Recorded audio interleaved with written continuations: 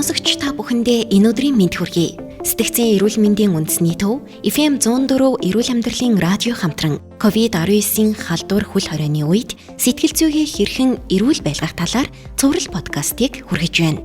Одоогийн байдлаар коронавирусын халдвараар дэлхийн 216 улсын 34 сая орчим хүн халдвар авч, сая гаруй хүн нас бараад байгаа юм. Хэдийгээр вакцины туршилтууд явагдаж байгаач бид ойрын 1-2 жилдээ коронавирусын халдвартай тэмцэж зэрэгцэн амьдрахаас өөр аргагүйг олон судалгааны дүн харуулж байгаа юм.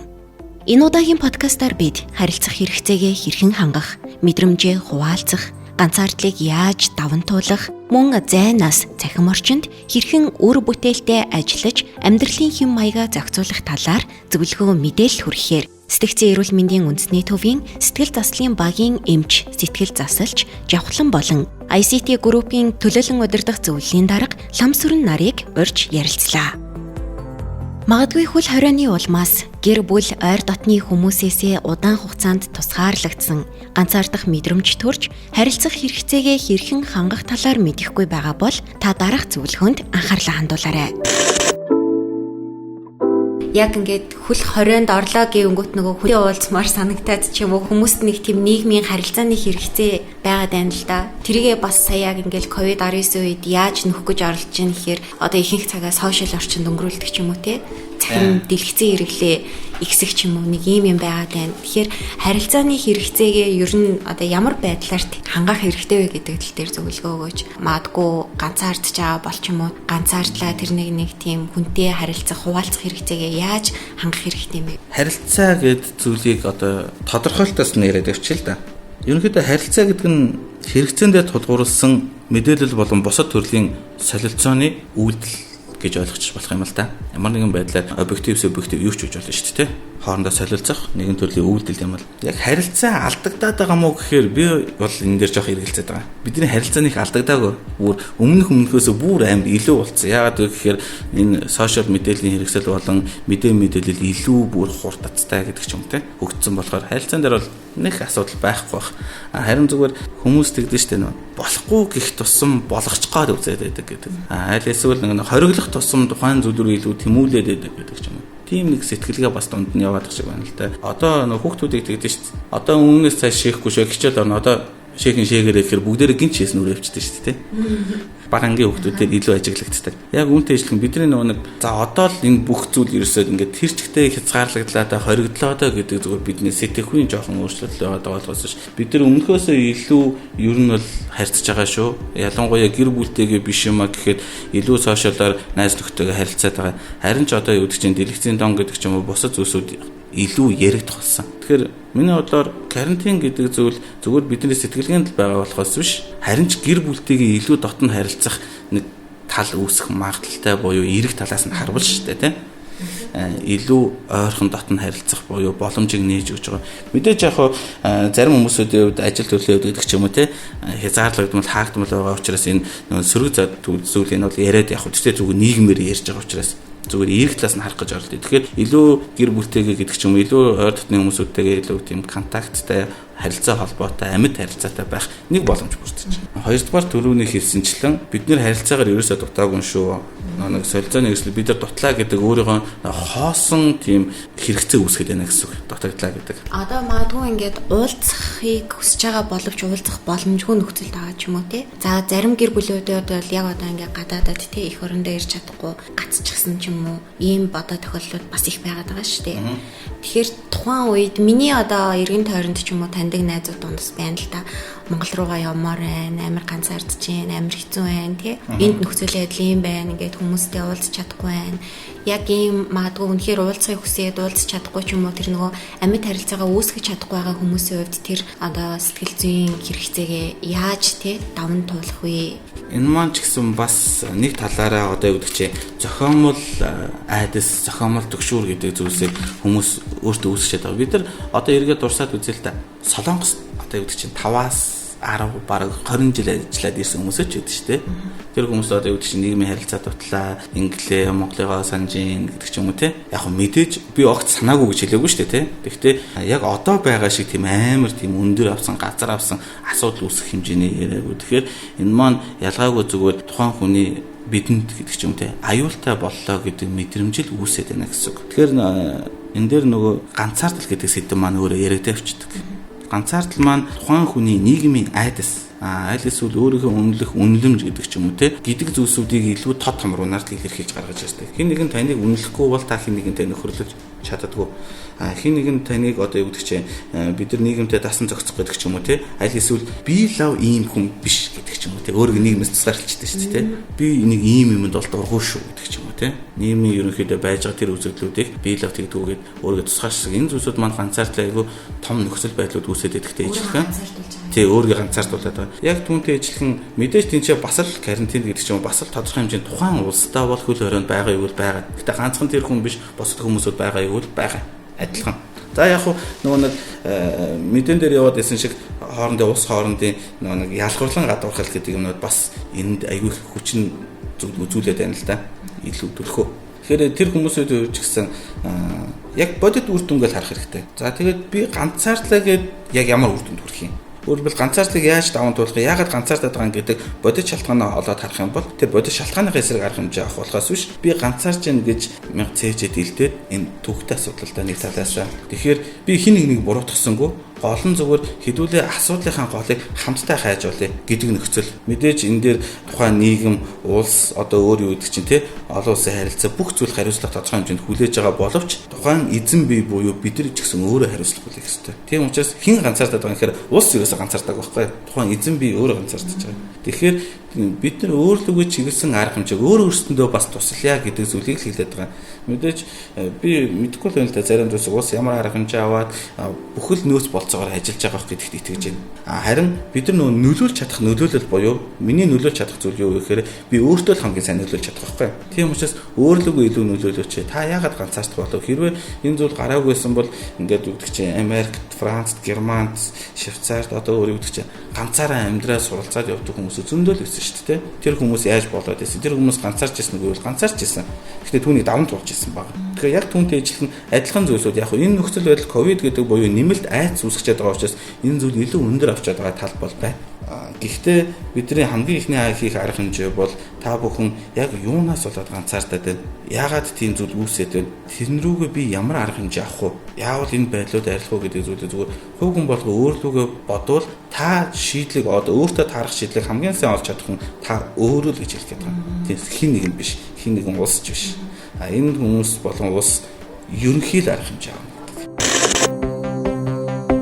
Коронавирус нь улирлын чанартай халдвар төвчин болж магадгүйг Дэлхийн эрүүл мэндийн байгууллагын Европын бүсийн товчооны захирал Ханс Клюге үгүйсгээгүй. Европын орнуудад 10-11-р сард халдварын 2 дахь давлгаа эхлэх буюу халдварын нөхцөл байдал улам хүндэрч болзошгүй гэсэн таамаг судалгаач гараад байгаа юм. Манай улсын хувьд өндөржүүлсэн бэлэн байдлын зэрэгт шилжсэн хувцааг 10 дугаар сарын 31-ний хүртэл сунгасан бөгөөд дотооддоо халдвар алдаагүй учраас 20 цэрэг хэсэгчлэн цуцалж үйлчилгээний газрууд сургууль цэцэрлэгийн үйл ажиллагааг хэвийн үргэлжлүүлж байгаа. Гисэн хэдий ч бид сонор сэрэмжээ сулруулахгүйгээр үүсэд буй нөхцөл байдлаас давуу талыг нь олж харж ажил амьдралдаа хэрэгжүүлэх хэрэгтэйг мэрэгжилтнүүд зөвлөж байгаа юм.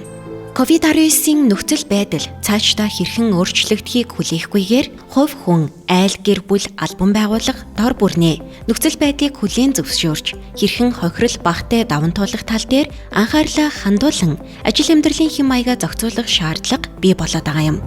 Үүнтэй холбоотойгоор цахим орчинд зайнаас ажиллах, суралцах болон дижитал орчинг өөрт ашигтайгаар ашиглах тал дээр мэдээлэлтэй болох хэрэгтэй юм. Дижитал орчинг ашиглах одоо ажлын цаг зохицуулалтыг уян хатан нөхцөлтэйгээр байлгах ч юм уу ер нь байгууллагын хувьд одоо COVID-19 гарснаас хойш одоо өнгөрсөн 6-7 сарын хугацаанд ер нь танай үйл ажиллагаа ямар байдлаар өөрчлөгдсөн бэ? Хэр нөлөөлсөн бэ? Нөхцөл байдал. За ер нь бол одоо ковид гарсан дэлхийн нийтэд энэ ажлын байр, алсаас ажиллах, зайнаас ажиллах хэр бэлэн байна вэ гэдэг шалгасан үзэгдэл боллоо.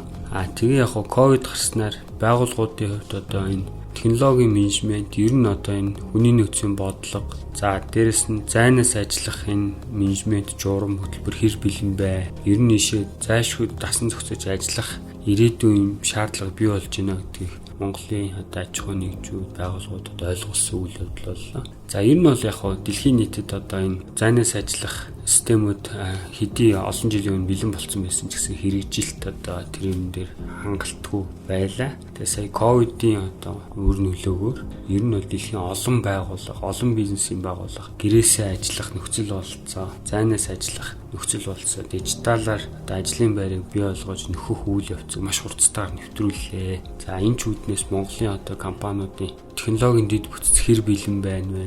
Энэ аюулгүй байдал нь хэр бэлэн байна вэ?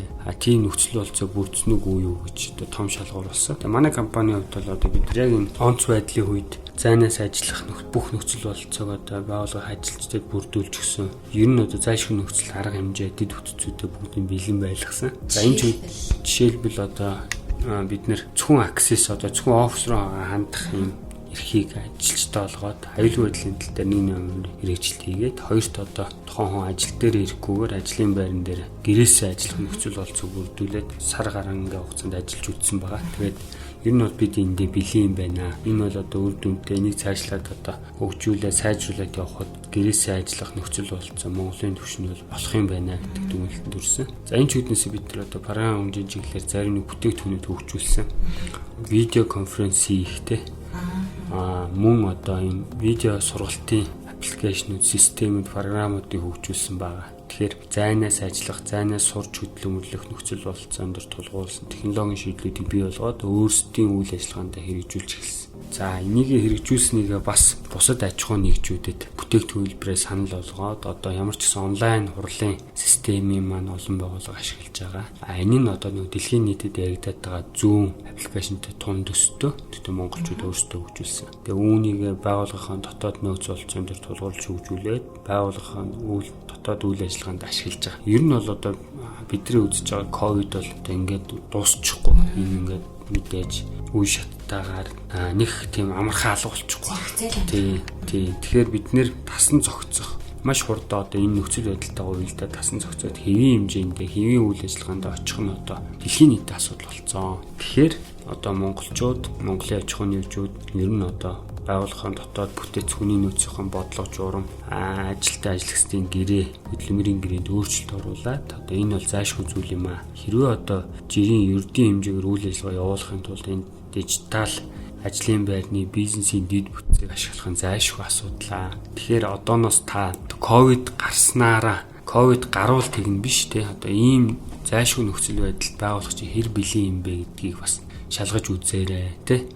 Мөн одоо таны байгууллагын одоо үйл ажиллагаа хэвийн явуулахад ямар програм хангамж, ямар дэд бүтээц, ямар техник технологи хэрэгтэй гэдгийг судалж мэдээд одоо урьдчилсан байдлаар гаргаад урьдчилсан байдлаар одоо онц байдлын төлөвлөгөө гэдэг юмыг байгууллагууд, компаниуд хийх шаардлагатай. Энэ бол зайлшгүй юм. Энэ бол байгалийн үзэгдэл. Одоо бид нар энийг сүрж чадахгүй харин дагаад тасан зохицоод өөрсдийн амьдралын хэв маягтаа тусгаад хэвийн амьдрал руугаа хэрхэн хурдан шилжиж орох вэ гэдэг тактик нь хамгийн зөв юм аа.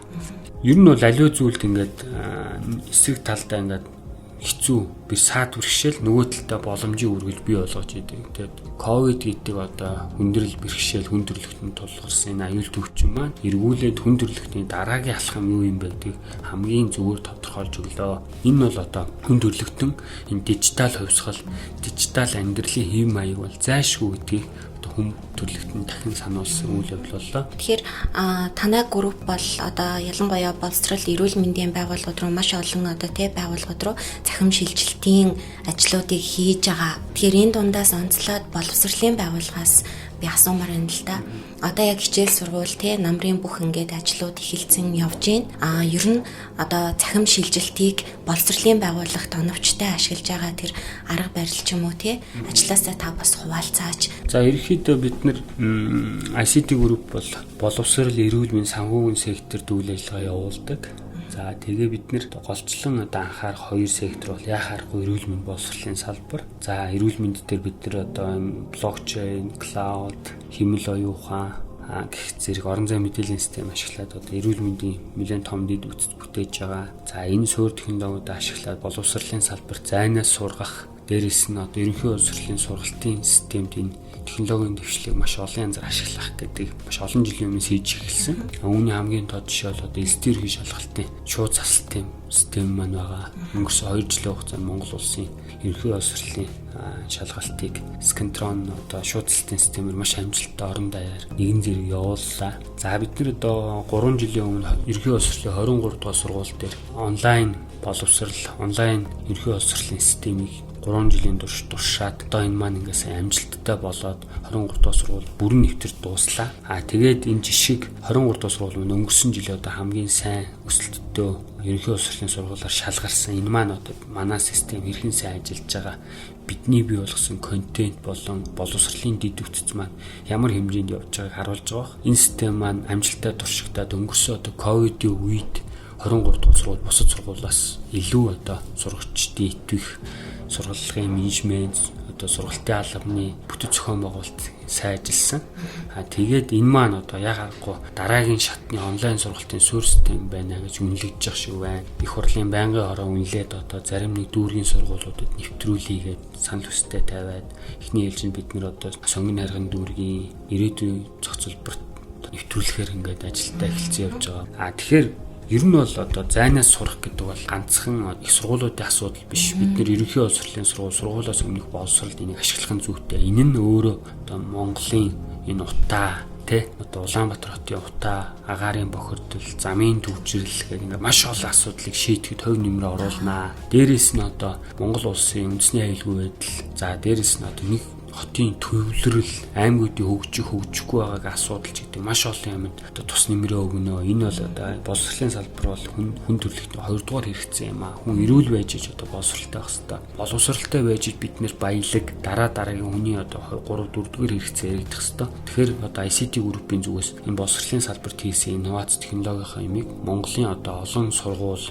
олон ерөнхий боловсролын сургууль нэвтрүүлж одоо эцэг эхчүүд, сурагч, багшийн одоо эргэх холбоог сайжруулж хүмүүс одоо өөр хүүхдээ юу сурж байгаа, ямар хичээлдээ сонирхолтой, ер нь одоо яаж сурдیں, тэр хүний хэрхэн дүгнж байгаа, энэ нь одоо тухайн хүүхдийн одоо зан чанар, ирээдүйн төлөвшөлт хэрхэн нөлөөлдөг гэдгийг хянаж чадах бүрэн болцоотой болгосон байгаа. Бид нар бол одоо энэ ингээд дижитал цахим гэхэр өөрсдөөс амар хол энгийн юм шиг ойлгоод байдаг. Үндсэндээ бол бид нар үжээ энэ хэрэглэгдэхүүн болцсон, энийг амьдралдаа нэвтрүүлээд хэрэглээ сурцсан гэж бид үзэж байгаа. Жишээлбэл одоо түүц машинаас лавлгаагаа аваад нэлээд олон жилийн нүүр үзчихлээ. Онлайн банкар одоо шилжүүлэг хийгээд бие биенийгөө мөнгө шилжүүлээд нэлээд олон жилийн үзчихлээ. За энэ маань одоо энэ төрийн үйлчилгээ, цахим эрүүл мэнд, цахим боловсролыг өөрийн амьдралд хэв маяг тусгах тийм саад хүшилтэй зүйл биш. Энэ бол одоо монголчуудын хэрэгцээнд олон жил ингээд бий болцсон зүйл. Нэр томьёо ингээд аслагдмал энэ 2 series мэрэгжлийн юм шиг сонсогдоод байгаа боловч амьдралд хамгийн наацх энгийн хэрэглээ байх хэрэгтэй. Энэст амар болж байгаа юм сурахгүй болохгүй гэж бити стресс дээрээ зүгээр л одоо бидний арга барил өөрчлөгдөж байгаа болохоос биш. Одоо шин зүйл биш ээ. Тэгээд 21-р зууны иргэн бол салшгүй. Ер нь бол одоо 21-р зууны иргэн бол магадгүй танд иргэний үнэлэх байгаа бол цахим үнэлэх заавал байх хэрэгтэй. Цахим ID заавал байх хэрэгтэй. Цахим пассворд нэвтрэх заавал байх хэрэгтэй. Тэгэхээр энэ бол одоо маргааш амьдрийг үл тань заавал байх зүйл. Чи ганцаараа биш радио подкаст энэ хүрээд өндөрлөж байна. Та бүхэн нэвтрүүлгийн төгсгөлд гарах утаснуудаар холбогдож мэдээлэл зөвлөгөө тусламжийг хүссэн үедээ авах боломжтой юм шүү.